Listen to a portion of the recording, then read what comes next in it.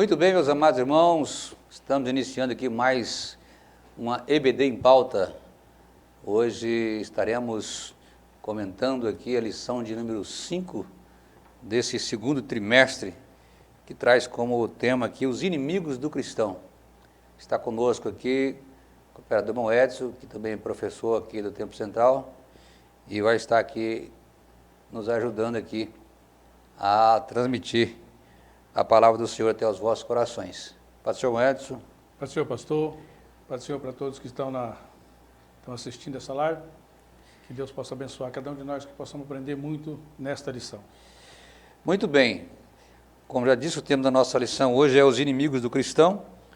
O nosso textuário está registrado lá em Gálatas, capítulos 5, versículo 25 a 26, que diz assim: se vivemos no Espírito, andemos também no Espírito. Não sejamos cobiçosos de vanglórias, irritando-nos uns aos outros, invejando-nos uns aos outros. A verdade prática da nossa lição diz assim: na jornada da fé há inimigos que tentam nos atrapalhar. O diabo, a carne, o mundo, mas em Cristo somos mais que vencedores. A nossa leitura bíblica em classe está registrada na carta de Paulo aos Romanos, no capítulo número 6, versículos 11 a 14, e depois na primeira epístola de João, capítulo 2, versículo 15 ao 17. Eu estarei lendo e logo em seguida o irmão Edson estará orando ao Senhor. Diz assim a palavra de Deus: assim também vós, considerai-vos como mortos para o pecado, mas vivos para Deus, em Cristo Jesus nosso Senhor.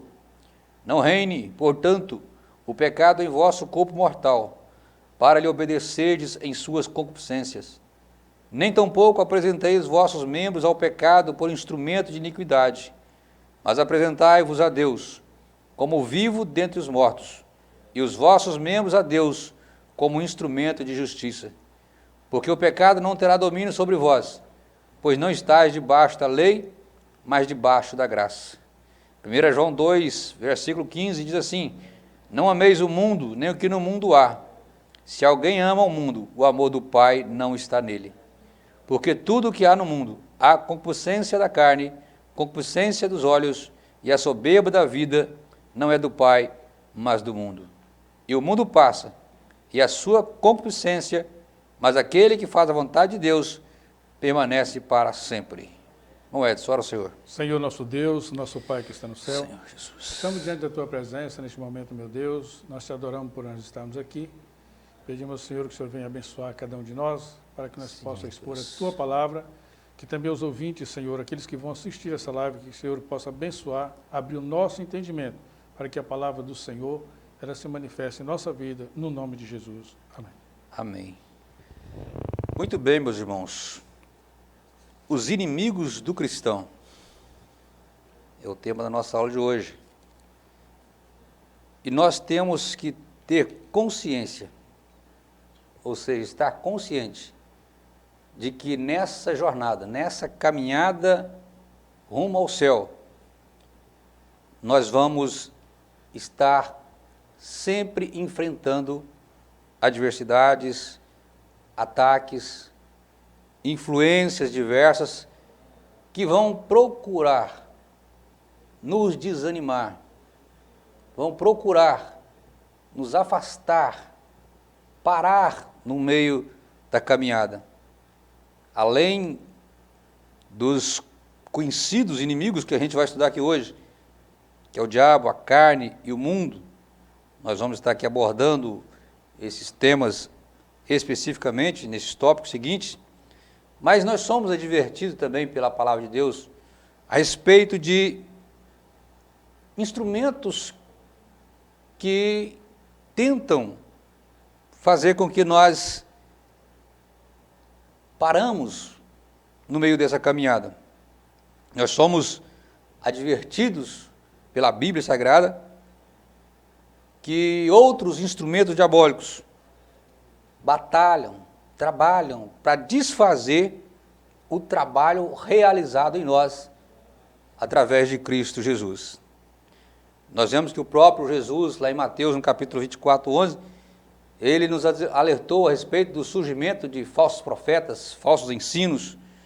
Paulo, escrevendo a Timóteo, no capítulo 4, na sua primeira epístola, versículo 1, Paulo fala que muitos iriam se apostatar da fé, dando ouvidos a espíritos enganadores.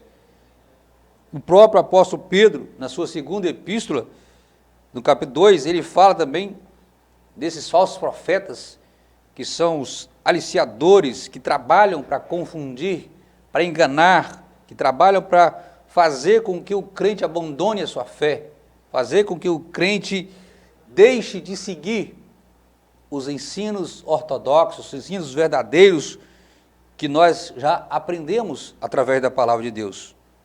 Por isso, nós como cristãos, como servos de Deus, precisamos estar firmados, alicerçados na palavra de Deus, a rocha que é Cristo Jesus. E não sermos meninos, para que jamais venhamos a ser arrastados da nossa caminhada, desviados do nosso caminho que nos conduz ao céu. E a gente vai ver que a maior parte desses homens são chamados de réprobos, ou seja, desaprovados, homens que resistem à verdade divina, opondo-se a ela, opondo-se a tudo que é de Deus, homens que desfazem da Bíblia, desacreditam da Bíblia, homens que não creem na existência do céu, na existência do inferno. E esses homens estão por aí afora usando várias áreas do conhecimento para poder levar aqueles crentes que não têm uma base firme na palavra de Deus a parar no meio do caminho.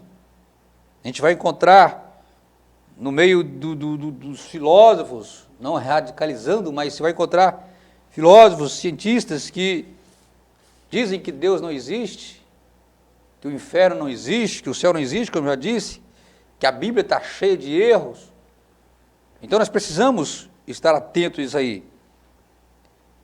E essas pessoas, elas tentam colocar na mente das pessoas que ela precisa levar a vida da melhor maneira possível, da maneira que ela achar melhor, sem se preocupar com aquilo que a Bíblia nos ensina, por exemplo.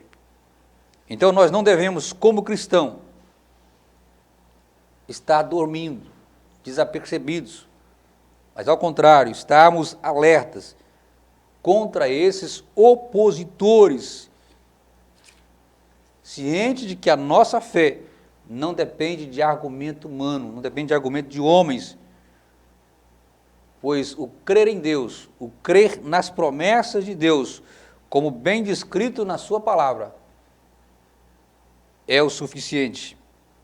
É mediante essa crença, essa fé, é que nós temos a nossa mente transformada, passamos por essa transformação e não podemos deixar que nada nesse mundo venha mudar esse pensamento, essa coisa maravilhosa que nós aprendemos. Então, o crente, o salvo, que deseja seguir a sua caminhada de modo firme, sólido, ele precisa cada vez mais se achegar a Deus, com fé, com oração, com meditação na palavra de Deus, buscando a presença do Senhor, pois caso a fé ela venha a faltar, que ela é o firme fundamento, se ela vinha a faltar na vida do cristão, ele tem tudo para se tornar apático, sem vida, sem esperança, ficando desanimado. Então, como cristão, precisamos estar firmes, com a nossa fé alicerçada na palavra de Deus, não baixando a guarda, mas estando vigilante, pois esse arco inimigo das nossas vidas é um adversário sagaz, astuto e que trabalha constantemente para destruir a nossa fé.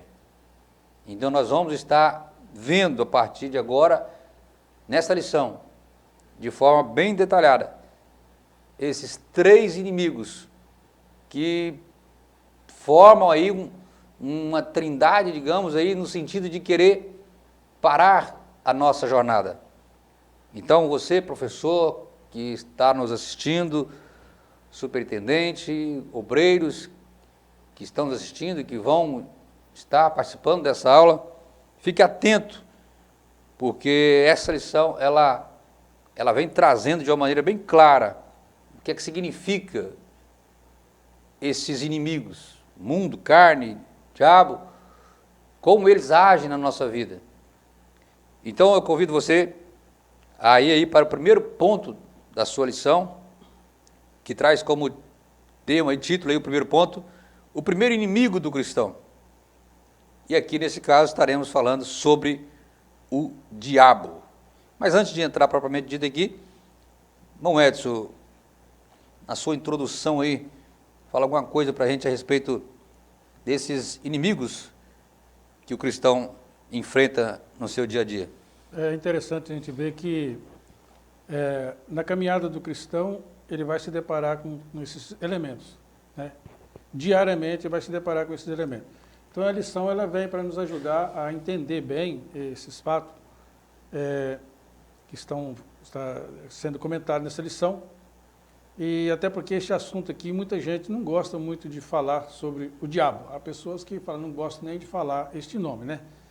Mas, na verdade, essas coisas, o cristão precisa conhecer o seu adversário, o seu inimigo, para ter as suas defesas, né? Ele tem que conhecer o seu inimigo para se defender dele.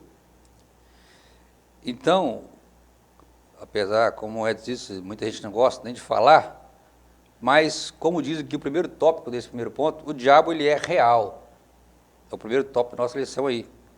O diabo ele é real, ou seja, ele existe sim.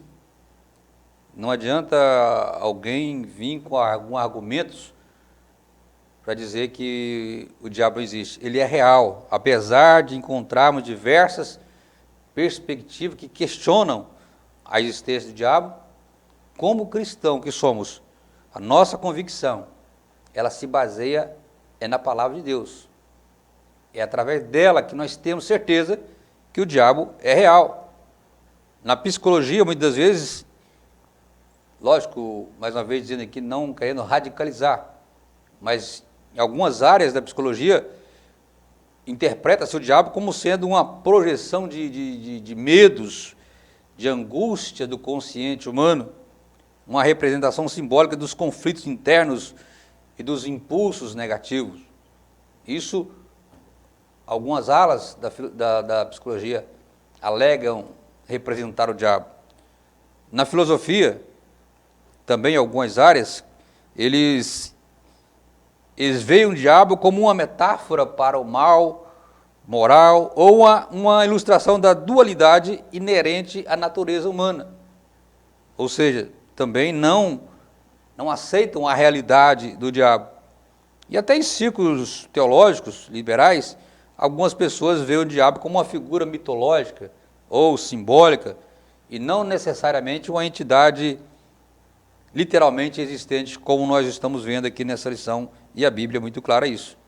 Então, como cristão, a nossa crença na existência do diabo, ela é fundamentada na palavra de Deus. Se você for para a Bíblia, tanto no Antigo quanto no Novo Testamento, nós vamos ver.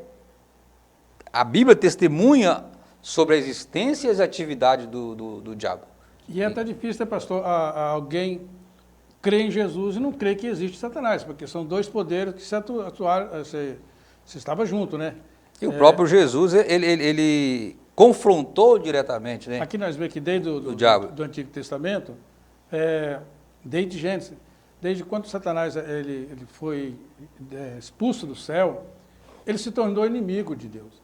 E todo aquele que se chega a Deus, ele passa a ser também inimigo de Satanás, porque ele está ao contrário da vontade de Satanás, ele quer servir a Deus. Então o que acontece? Nós podemos ver isso aqui até nos primeiros, no Velho Testamento, no livro de Jó, né?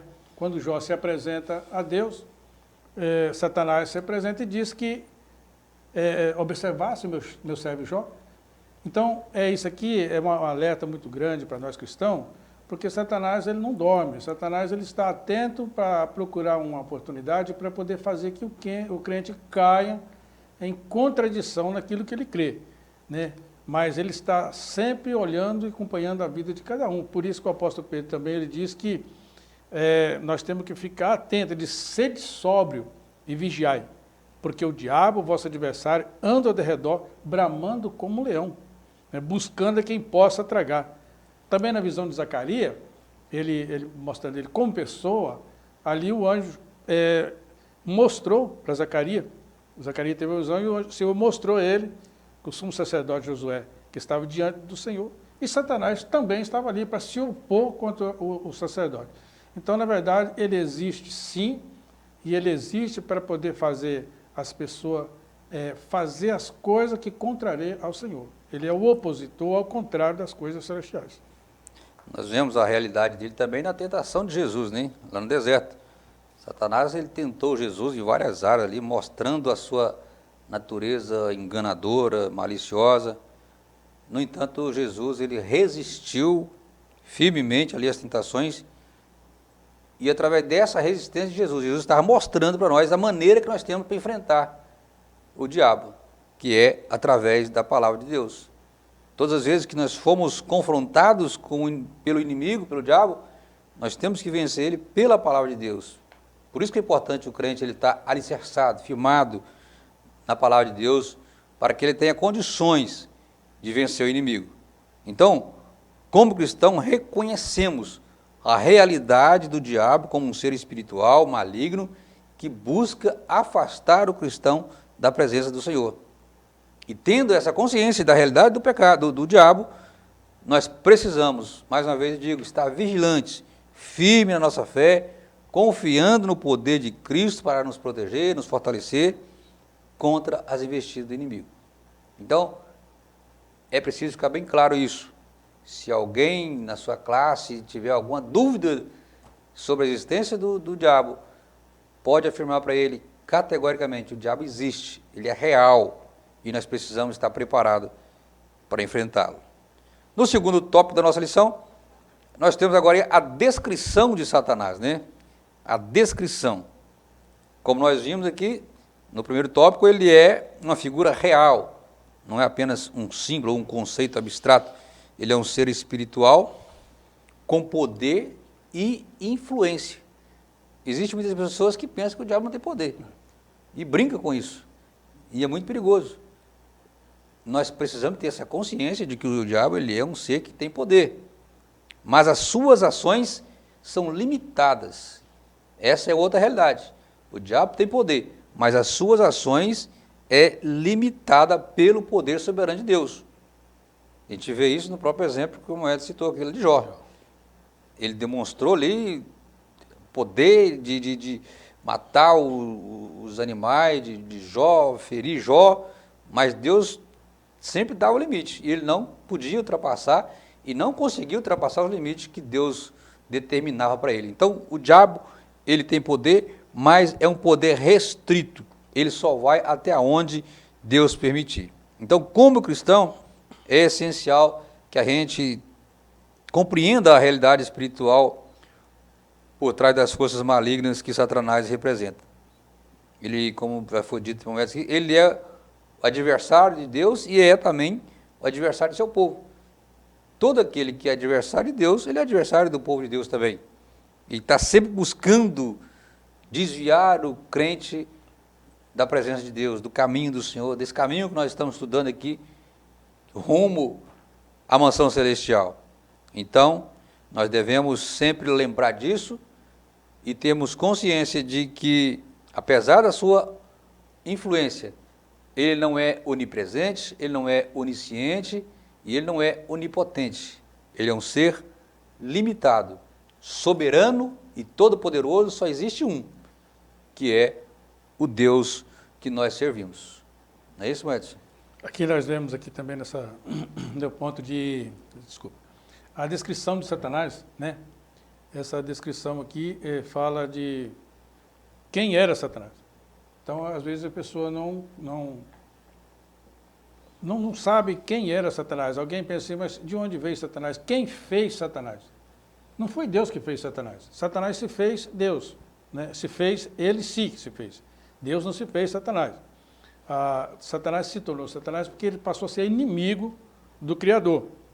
Ezequiel, ele fala no capítulo 28, que ele diz, assim diz o Senhor, tu és aferidor, quer dizer, de qualidade, um aferidor de medida, cheio de sabedoria e perfeito em formosura.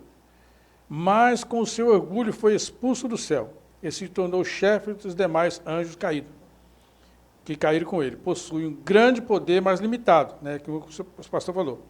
Nós vimos também na vida de Jó. E visto como Deus desse século, príncipe das trevas, inteligente, manipulador, e no diálogo com Jesus mostrou toda a riqueza do mundo, ele ofereceu para o Senhor o adorar, mas o Senhor repreendeu. Então ele é manipulador, ele é traidor, ele é tudo de mal contra as coisas espirituais.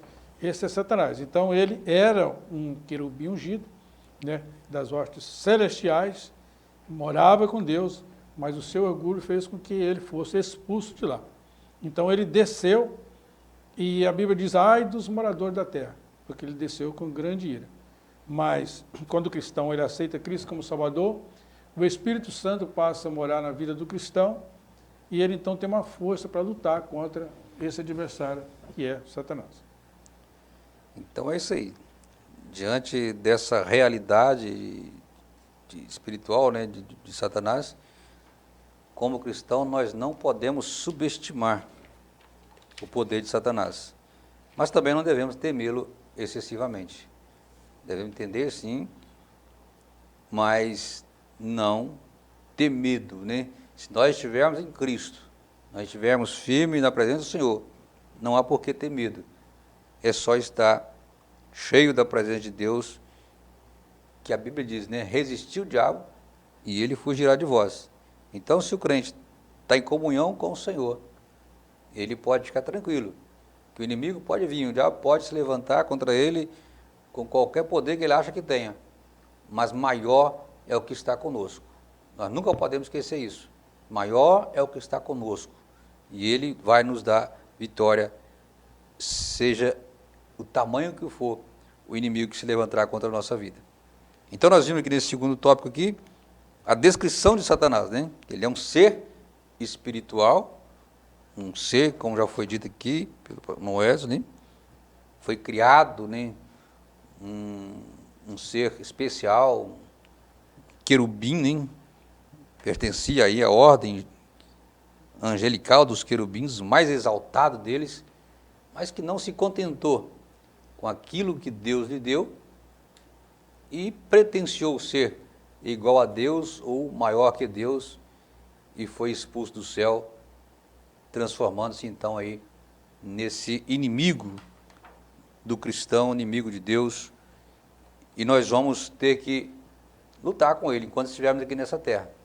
Enquanto Jesus não arrebatar a sua igreja ou o cristão partir para estar com o Senhor, ele vai ter sempre essa batalha. Mas, em nome do Senhor Jesus, o cristão sempre vai sair vencedor. É por isso que Paulo diz, né, revestido de toda a armadura de Deus, né, para poder resistir esse príncipe das trevas. O terceiro tópico da nossa lição fala da identidade do nosso inimigo. A identidade do inimigo. A gente vai ver aqui nesse tópico vários nomes que são dados, né, a esse inimigo. E cada um desses nomes revela aspectos específicos da natureza e o caráter maligno dele, permitindo assim nós entender melhor as suas estratégias, as suas táticas. Então nós vamos estar dando uma pincelada aqui rapidamente aqui sobre cada nome que é dado a Satanás, né? Como ele é identificado na Bíblia, são vários os nomes aí, e cada nome desse trazendo aí um significado. Nós temos, por exemplo, aí, ele é chamado de serpente. Lá no Éden, né? Ele se manifestou ali a Eva em forma de uma serpente. Esse nome de serpente, ele fala de sagacidade, astúcia de Satanás, que nos remete exatamente lá ao acontecido lá no Jardim do Éden. Outro nome, Satanás, né? A palavra Satanás, ela significa adversário ou opositor, enfatizando também o papel dele como inimigo declarado de Deus e do seu povo. O outro nome, diabo, um dos nomes mais conhecidos, né? Significa acusador, destaca exatamente a natureza de Satanás como aquele que busca acusar, condenar o crente diante de Deus. Um outro nome nós vemos aqui também é maligno. Essa palavra ela reflete o caráter perverso e maligno de Satanás, que busca causar o mal e a destruição. Também nós vamos encontrar a palavra dragão vermelho, que destaca a ação detentora de Satanás, que busca desviar o crente do caminho da verdade e da retidão, muitas das vezes utilizando-se de mentiras e imoralidades. Enganador reflete a habilidade de Satanás de enganar, de iludir as pessoas, levando elas ao erro e afastando-as de Deus. Belzebu, ele é chamado também de Belzebu, que significa o chefe do demônio, indicando a liderança de Satanás sobre as hostes malignas. E também de Belial. Esse nome Belial ele é associado à pessoa má, pessoa sem valor, retratando a natureza depravada e destrutiva de Satanás. Desses nomes se compõe também a habilidade, né? A habilidade que Satanás tem de enganar as pessoas. A gente vê até mesmo no meio evangélico muitos homens sendo enganados por Satanás, usando mesmo até a Bíblia, achando que está fazendo a vontade de Deus, mas está sendo enganado por Satanás. Ele é habilidoso em enganar as pessoas.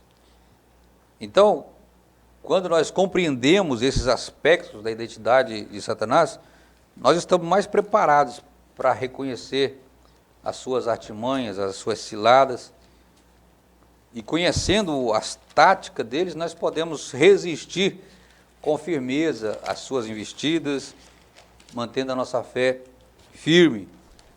Então, meus queridos, apesar da Bíblia descrever Satanás como um ser maligno, com o poder de causar o mal, ela também revela o Deus soberano que reina acima de tudo. O diabo pode ter todas essas habilidades aí, mas o principal de tudo é que nós servimos a um Deus que é soberano e que está no controle de tudo. Nada escapa do controle de Deus. Nada sai fora do controle da mão do Senhor. Então nós vamos ver que, através da vinda de Jesus, Deus ele triunfou sobre Satanás. E quando nós olhamos lá em João, capítulo 12, o versículo 31, nós vamos ver ali Jesus proclamando, né? Agora é o juízo deste mundo. Agora será expulso o príncipe deste mundo, demonstrando a sua autoridade sobre Satanás. Então, Jesus, ele é o soberano que reina sobre tudo e sobre todos, é o Deus de paz, que a Bíblia diz que em breve esmagará Satanás debaixo dos vossos pés, prometendo-nos a vitória completa sobre o maligno. Então, meus queridos irmãos, nós vimos aqui, demos aqui uma pincelada sobre esse primeiro ponto. Não dá para a gente falar muito, porque o nosso tempo está voando, né? E nós precisamos de correr, porque temos tempo aqui programado. Eu quero convidar você agora para nós irmos para o segundo ponto da nossa lição, que é o segundo inimigo do cristão, chamado de carne. Esse é o segundo inimigo do cristão. Bom, Edson, fala para nós aí um pouquinho sobre o conceito bíblico de carne. Que o escritor ele diz que conceito bíblico de carne, há 4 definições para essa palavra, né? Aqui ele diz, do primeiro, que é o tecido musculoso, que ele vai dizer quando Deus fez a Eva, carne de minha carne, osso dos meus ossos, né? E também lá em Êxodo, quando Moisés teve aquela experiência com aquela lepra, que Deus mandou ele colocar a mão no peito, e quando ele foi, a sua mão ficou curada, aí a Bíblia diz que a carne voltou com uma outra carne, que ficou curado com uma outra carne, que é do seu corpo. E o ser humano, segundo a fragilidade, mortalidade, quando o salmista diz que Deus viu que o homem era carne, fraco, pó, né? Então não aconteceu tal juízo. E a principal dela é a natureza humana pecaminosa herdada de Adão. Nós sabemos que o ser humano, ele tem essa natureza pecaminosa, e essa natureza pecaminosa que envolve todo tipo de pecado que a pessoa comete. É através da natureza pecaminosa. É por isso que é preciso ter uma mente renovada.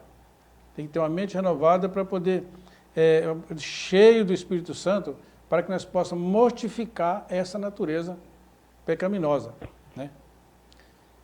Então nesse conceito aí, conceito bíblico de carne, como o Edson já leu aqui, já falou, existem 4 definições, né, para a palavra carne, mas trazendo isso aqui para aquilo que realmente nos interessa aqui, né, do significado aqui da palavra carne, né, onde se refere a essa totalidade da condição humana, né?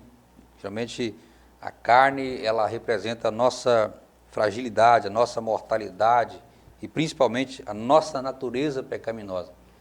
É esse que é o inimigo, é um inimigo interno. O diabo, ele é um inimigo externo, a carne é um inimigo interno, né? Que luta com todas as forças para nos fazer afastar da vontade de Deus. Então, o apóstolo Paulo, quando escreve aos Gálatas, no capítulo 5, ele faz um alerta ali sobre as obras da carne, enfatizando que a carne nos conduz a práticas pecaminosas, a práticas contrárias à vontade de Deus. E a gente vai ver que ele usa a expressão concupiscência da carne, né? É bom frisar bem essa palavra, né? Que às vezes fala concupiscência, mas a palavra é concupiscência da carne, né? Que o apóstolo João utiliza para descrever uma busca desenfreada, né, por prazeres mundanos, sem considerar os preceitos éticos ou morais. Então, tudo isso vem desse inimigo, dessa carne que só quer nos levar a praticar aquilo que não agrada a Deus. Então, nós precisamos estar atento e saber que a nossa luta, ela não é só contra o diabo, mas temos essa carne que é tendenciosa a partir para o lado mal, para o lado errado, a fazer as coisas que não agradam a Deus. Um exemplo para a gente ver que quanto a carne ela é perigosa, nós podemos citar o exemplo aqui de Davi. Davi, o homem segundo o coração de Deus. Mas o dia que ele parou e começou a cobiçar a Batseba, a carne falou mais alto. A carne aflorou e fez com que ele pecasse contra Deus. E não foi um pecado só. Além do adultério, cometeu o homicídio. Então, isso por quê? Porque a carne é um inimigo ferrenho, é um inimigo forte e que a gente precisa de estar atento, não brincar com ela. Porque quando nós aceitamos Jesus, essa natureza pecaminosa, que é a carne, ela não deixa de existir, ela continua dentro de nós, né? A Bíblia diz que é uma briga que existe constantemente e vai existir até no final da história, até no arrebatamento da igreja. Quando nós estivermos nesse mundo, não vamos ter essa briga. Se quando nós aceitar Jesus, essa natureza pecaminosa, ela deixar de existir, era uma maravilha. Mas não é assim. Nós aceitamos Jesus, mas essa natureza pecaminosa, ela continua dentro de nós e continua querendo tomar a direção da nossa vida. Eu costumo dizer sempre que a nossa vida é como um carro, né? Quando a gente aceita Jesus, antes de aceitar Jesus, ela era controlada pela natureza pecaminosa, que é a nossa carne. Mas quando nós aceitamos Jesus, é a nova natureza, a natureza de Cristo é que toma essa direção da nossa vida.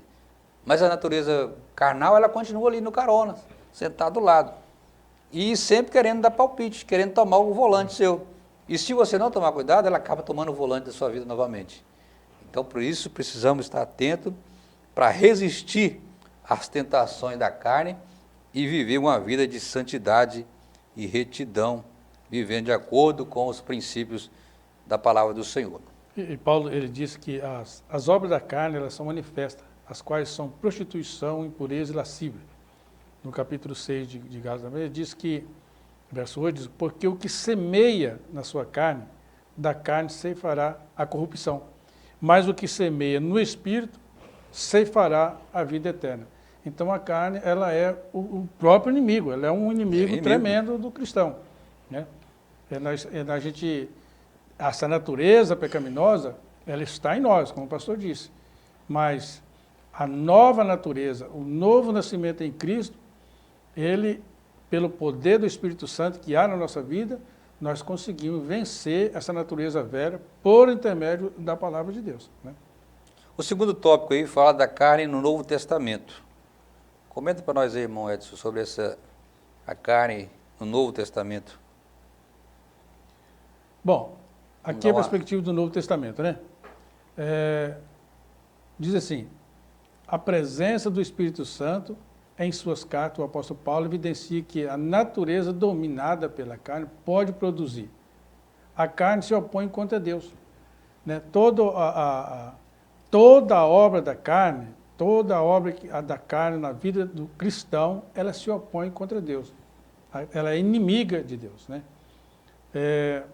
Ela tem a tendência de caminhar de modo independente, como se a pessoa não dependesse de Deus para caminhar. Então, é necessário que haja reconhecimento do cristão que ele tem necessidade de Deus, que ele precisa de Deus e andar nos seus caminhos. Então, é isso aí. A carne, ela busca a satisfação pessoal, né? Agindo de forma independente de Deus, seguindo os seus próprios desejos, os seus próprios impulsos. E essa mentalidade é que leva a pessoa a colocar os interesses, né, pessoais dele acima dos interesses de Deus. É isso que o inimigo quer. É que nós ignoramos a vontade de Deus e agimos como se fôssemos próprios deuses. E nós não somos deuses. Nós somos servos de Deus e precisamos agir segundo a vontade de Deus. Então, essa oposição da carne aos propósitos de Deus, ela é vista de maneira muito clara, né? E nos leva a determinar o nosso próprio caminho, desconsiderando a orientação divina e desconsiderando a busca pela vontade de Deus, ou seja, impulsionando nós a queremos buscar os nossos próprios interesses. Então, nós precisamos compreender que a natureza da carne era necessária para reconhecermos a importância de nos submetermos ao senhorio de Cristo e vivermos de acordo com os padrões da palavra de Deus. Então, quando nós entendemos a influência da carne nas nossas vidas, nós somos capazes de resistir às tentações e aos impulsos egoístas que nos afastam de Deus. Mas nós precisamos entender quando é a carne que está influenciando. Porque às vezes, por não entendermos, o inimigo a carne começa a trabalhar, a sobressair sobre as nossas vontades, e às vezes o cristão, por não entender, vai dando corda à carne, e quando ele acorda, já está completamente dominado por ela.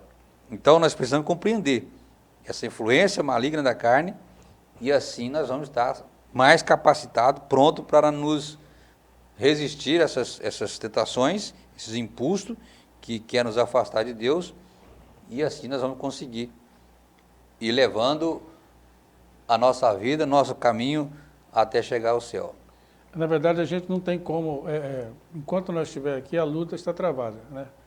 Porque nós vivemos neste mundo, e é um mundo que ele está sob o poder do maligno.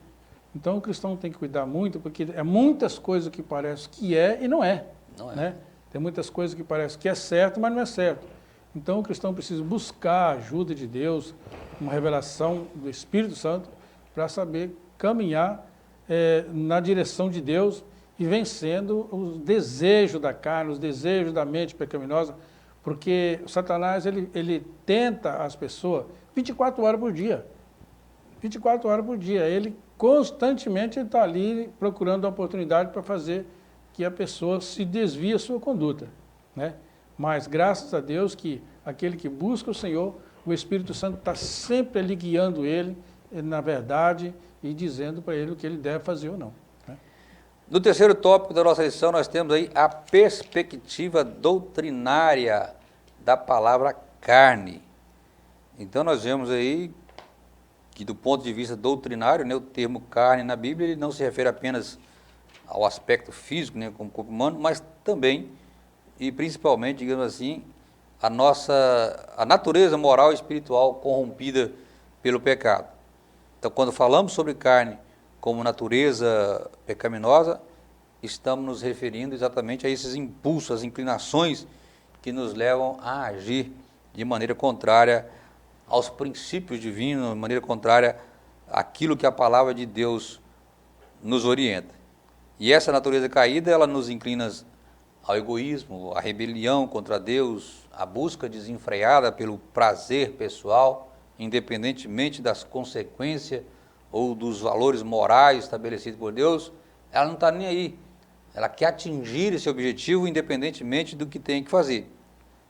Então, ao examinarmos a Bíblia, nós encontramos que as obras como idolatria, imoralidade sexual, impureza, inveja e outras são frequentemente associadas à carne. Mais uma vez, nós vamos encontrar isso lá em Gálatas, no capítulo 5, 19 e 21, Paulo fala sobre isso. Então, dessa forma, essas manifestações da natureza pecaminosa revelam a condição caída do homem, revela a necessidade de redenção e de transformação que só pode ser encontrada na pessoa do Senhor Jesus Cristo. O próprio Jesus disse, né? Vigiai e orai, porque na verdade o Espírito está preparado, mas a carne é fraca. Ele está falando exatamente dessa mente humana, essa mente pecaminosa, né? Meus queridos, nós vamos agora para o terceiro ponto da nossa lição. Vamos dar uma adiantada aí que o nosso tempo está voando. O terceiro tópico, o terceiro ponto da lição fala aí do terceiro inimigo do cristão, que é o mundo. Nós já vimos o primeiro, que é o diabo, o segundo, que é a carne, e agora o terceiro, que é o mundo. E no primeiro tópico aí nós temos a perspectiva bíblica da palavra mundo. Bom, Edson, fala para nós aí sobre essa perspectiva bíblica da palavra mundo. Aqui o comentador ele disse que há 5, né, que fala sobre mundo. Vai falar sobre conotações, né? 5 conotações. Diz o Salmo 24, que fala do Senhor e a terra, né, o mundo e tudo que nele há. E também lá em Reis, vai falar também das nações, raça humana e do universo. E os que se opõem a Deus, esse tem o diabo como chefe, né? Esse que é o mundo que a Bíblia, o Novo Testamento mais fala nele, que é o mundo. João diz assim, filhinhos, né? Ele diz assim, sabemos que somos de Deus e que todo mundo está no maligno. Estes são liderados pelo diabo. Então o mundo jaz no maligno. Mas esse mundo perigoso, essa sociedade pecaminosa, essas pessoas que não temem a Deus, e muitas vezes o cristão precisa estar relacionado com essas pessoas, relacionando com essas pessoas. Então o cristão tem que tomar muito cuidado, né, nas suas ações, para que o seu testemunho seja testemunho de cristão, porque o mundo em que ele está nele está no maligno. Mas a Bíblia diz, vós sois de Deus, né? Então Verdade. Nós somos um povo diferente, separado, e devemos cuidar muito da nossa salvação, porque o mundo vive no pecado, né? Então, como nós vimos aí, né, a palavra mundo ela possui várias conotações, e essas conotações elas nos ajudam a entender a sua complexidade e o seu significado. No entanto, também, como nós vimos, há uma dimensão espiritual da palavra mundo, né, na Bíblia, onde ela apresenta aí aqueles que se opõem a Deus, aqueles que vivem em uma rebelião contra Deus. Essas pessoas são influenciadas pelo diabo, como eu já disse, que é o líder, né, Príncipe. cabeça, o príncipe desse mundo, é o líder desses que estão imersos na impiedade, na desobediência a Deus. Então, quando a Bíblia nos adverte para não amarmos o mundo, está falando exatamente dessa sociedade separada de Cristo. Não é que nós não podemos amar as pessoas, mas essa sociedade separada de Cristo, os valores e práticas contrários ao princípio divino, são que caracterizam essa sociedade, caracterizam esse mundo. E isso inclui o quê? Uma busca desenfreada por prazeres carnais, cobiça por bens materiais, arrogância, né, da vida baseada em si mesmo, que é também conhecido como a soberba da vida. Então, esse é o mundo, a palavra mundo na perspectiva bíblica, né, é todo aquele sistema contrário à palavra de Deus. Tudo aquilo que é contra a palavra de Deus, ela se engloba aqui nessa palavra mundo. Depois nós temos 3 níveis de vícios infames. 3 níveis de vícios infames. Que níveis são esses? Esse nível ele se manifesta em ações físicas que buscam a satisfação dos desejos pecaminosos, né? Aí nós vemos aí esses exemplos, esses níveis de vício aí, né? Concupiscência da carne, concupiscência dos olhos e concupiscência soberba da vida. São 3 níveis de vícios infames que o cristão ele precisa de estar atento. O que seria essa concupiscência nos olhos, Edson? Primeiro tem a concupiscência da carne, né? Que são Isso, prazer sensual e cobiça de bens materiais. São o que quer dizer essa palavra. Então, infelizmente, há muitas pessoas envolvidas nesse tipo de pecado. Até mesmo cristão, há cristãos sim, que comete esse tipo de erro, né? Mas então a lição já é para a palavra de Deus, ela vem para nos colocar na direção certa. Não podemos dizer que tem uma lição dirigindo ela para outras pessoas. Tem que dirigir para nós mesmos. Será que nós não estamos cometendo esses tipos de coisa, né? O prazer na sensualidade, hoje há uma sensualidade terrível, né? Também nas igrejas, não podemos dizer ao contrário disso, e cobiça de bens materiais, né? Isso é concupiscência da carne. Envolve tudo isso, né? Fornicação, adultério, glutonaria, sensualidade, colocar o prazer sexual acima dos princípios e valores divinos. Para quem pratica isso, é algo comum, parece que é normal, mas isso é concupiscência da carne. E nós precisamos, o cristão precisa de estar atento a isso aí, para não deixar a ser levado por esses vícios aí. Depois nós temos a concupiscência dos olhos, né? Aqui nós estamos lidando com os desejos e fantasias, né? Da mente, da imaginação. Isso pode incluir desejos por riquezas materiais, por cobiças, por bens alheios, inveja da conquista dos outros, consumo excessivo de entretenimento que promove valores contrários aos princípios cristãos. A pornografia é um exemplo claro desse tipo de vício, onde busca a satisfação visual, né, que leva aí à indulgência dos conteúdos obscenos e imorais, e esses conteúdos é que corrompem, né, é que faz com que leva a mente daquele que deixa isso acontecer na sua vida se corromper, né? Isso desce para o coração da pessoa, se ele não vigiar, e acaba levando ele a se distanciar de Deus. Paulo ele disse aqui, né, no capítulo 12, verso 2 de Romanos, diz assim: não vos conformeis com este mundo, mas transformai-vos pela renovação do vosso entendimento, para que experimenteis qual seja a boa e agradável e perfeita vontade de Deus. Então, por quê? A mente renovada. É necessário ter uma mente, porque a concupiscência dos olhos, ela vai pela mente, né? A pessoa vê e a mente já vai trabalhar, né, no sentido de obter tal coisa. Então, por isso que é preciso o cristão ter uma mente renovada, né? E vigiar, né? A gente, como cristão, nós precisamos ter muito cuidado. Como diz o comentário, ela cria o desejo pelas coisas pecaminosas oferecidas pela mídia. Ou seja, hoje A gente costumava falar muito da televisão, mas hoje as redes sociais em si, todas são perigosas. Se o cristão não tomar cuidado, ele acaba cedendo.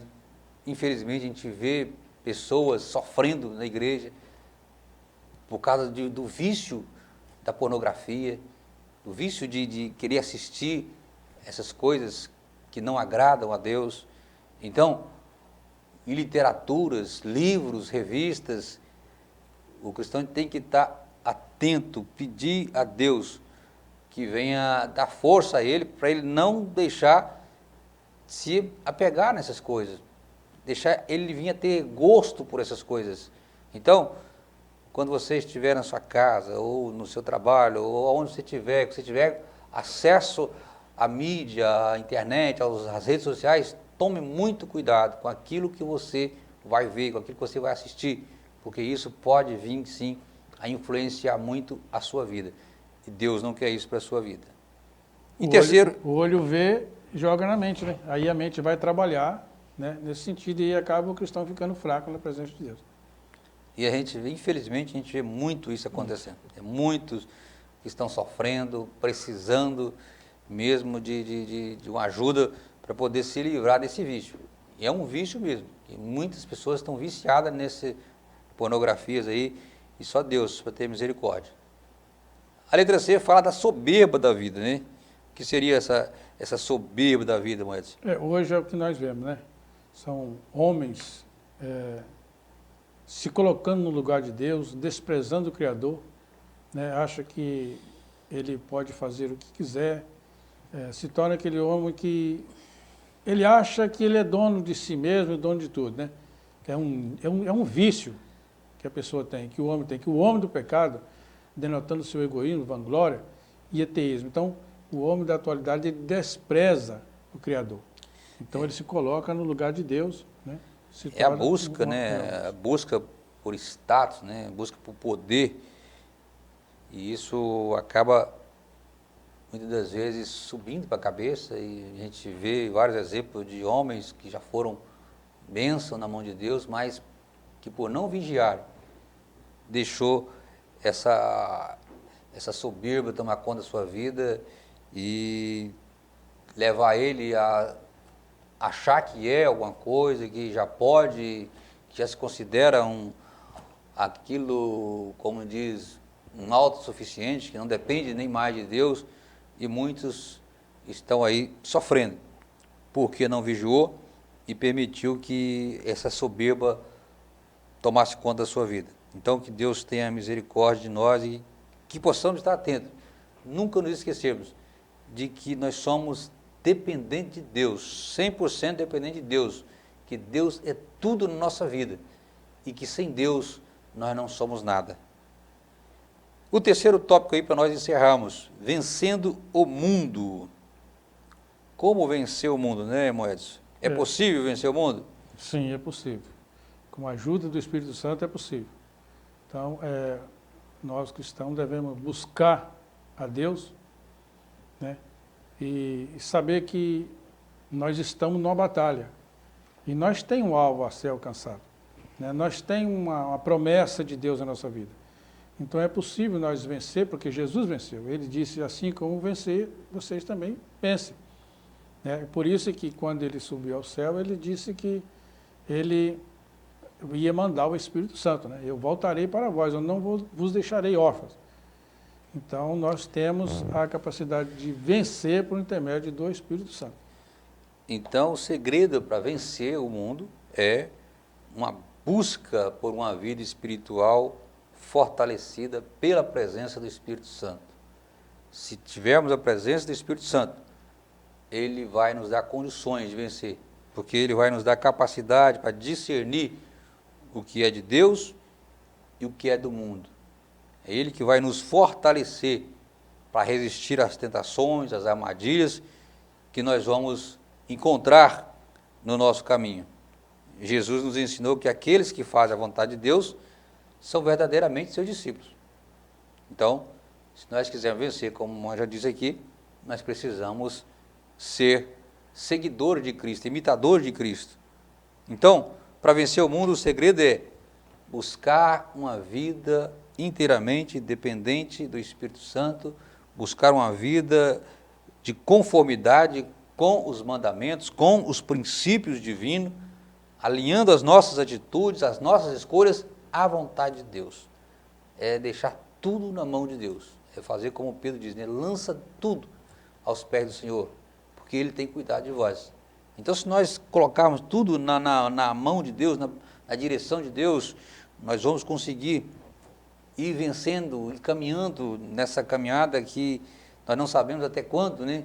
Como nós já dissemos aqui em outras lições, né? Para uns essa caminhada foi mais curta, outra ela vai ser mais longa, e nós não sabemos quanto tempo vai ser a nossa caminhada, mas se nós mantivermos uma vida de comunhão com Deus, Ele vai nos dar força para nós chegarmos ao final dessa caminhada e alcançarmos o nosso alvo, que é o céu de glória.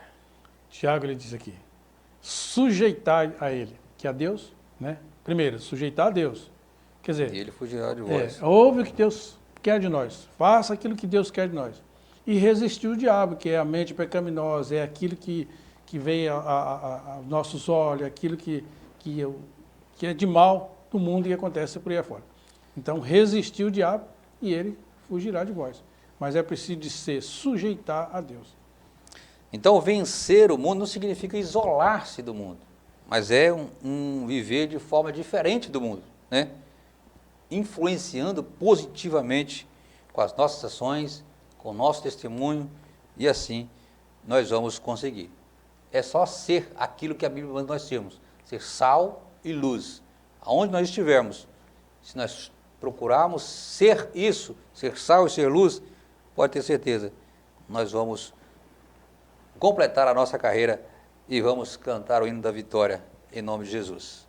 Meus amados irmãos, nosso tempo já se findou, eu quero dar aqui apenas ler a conclusão da nossa lição e deixar as considerações do irmão Edson e já estaremos encerrando a nossa lição. A conclusão diz assim, o apóstolo Pedro nos adverte a respeito do plano do inimigo em nos tragar, com o objetivo de destruir a obra realizada por Cristo em nossas vidas. Ele quer enfraquecer a nossa caminhada rumo aos céus. A ação diabólica é feita mediante aos ataques do inimigo. Então, para não ceder aos seus ardis, precisamos viver constantemente sob a presença do Espírito Santo, separados e fortalecidos em Deus. Então, o segredo é esse. Para nós conseguirmos vencer esses inimigos, o mundo, a carne, o diabo, é só vivermos uma vida dependente do Espírito Santo. Nos colocarmos inteiramente na direção do Espírito Santo. E assim ele vai nos fortalecendo. E nós vamos chegando. Né, Edson? Suas conclusões aí para nós encerrar. É engraçado que o Satanás, a maior decepção no sentido dele é porque quando Jesus veio, a Bíblia diz assim, ele foi despojando o principado e potestade, o expôs publicamente dele, triunfou em si mesmo. Que na verdade, antes da vinda de Cristo, Satanás fazia o que queria na terra. Muitas pessoas endemoniadas, não tinha ninguém para expulsar um demônio. Quando Jesus veio, então se expôs ele publicamente. Hoje todo cristão conhece bem quem é Satanás. Essa lição nós estamos vendo aqui. Então, ele tem, na sua maneira de pensar e de agir, ele tem suas razões de ser inimigo nosso. Nós queremos continuar sendo inimigo dele. E o nosso alvo é Jesus. E eu quero agradecer a Deus por estar aqui e que nós possamos aprender muito essa lição, porque essa lição fala da nossa carreira até chegar ao céu. E nós vamos chegar em nome de Jesus. Amém. Muito bem, meus amados irmãos. Chegamos então ao final da nossa lição, né? Nossa quinta lição. Esperamos ter contribuído de alguma forma com vocês e desejamos que você tenha uma excelente aula no próximo domingo. Que Deus abençoe grandemente a sua escola, seus alunos, a sua frequência e fiquem todos na paz do Senhor Jesus e até uma próxima oportunidade.